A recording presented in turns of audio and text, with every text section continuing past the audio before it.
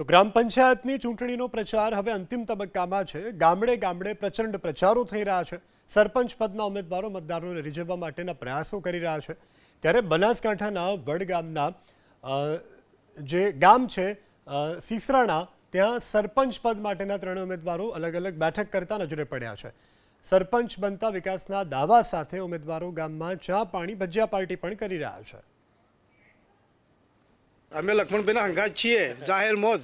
લક્ષ્મણભાઈ જેવો માણસ જ જોવે તો જ ગામનો વિકાસ થાય, ને કે બીજો કોઈ સરપંચ કરે નહીં। વિકાસનો કોમ બધો બાકી છે। અમે આ સુધી એવું કોમ કર્યું, જ્યાં 5 વર્ષ એને રહ્યા હતા ત્યાં અમે કીધું કોમ એને બધું કર્યું છે, અને હવે કરે આ બંધોણા છે। અમારે લક્ષ્મણભાઈની ચૂંટણી લાવવા ઉમેદવાર ઊભો મેં કર્યો છે કે અમારા ગામનો વિકાસ કરે એવો માણસ અમે હોજીને ઊભો કર્યો છે, અને અમારા ગામનો વિકાસ થવો જોઈએ એવું અમારું કામ કરી જુએ એવી અમારો આભાર છે। ગ્રામ પંચાયતની ચૂંટણી છે, એમાં અમે મિટિંગ કરી હરસિદ્ધ માતાના મંદિરમાં।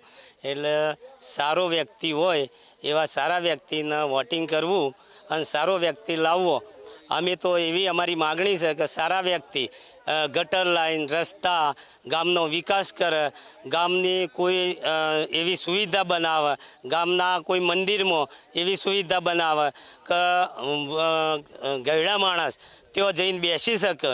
પછી ગામમાં કોઈ ગટર તૂટેલી હોય, રસ્તા તૂટેલા હોય, કોઈ નાળો તૂટેલો હોય, એવો વ્યક્તિ સારું બનાવે અને સારું કાર્ય કરે। આપણા ગામમાં રસ્તા પાણી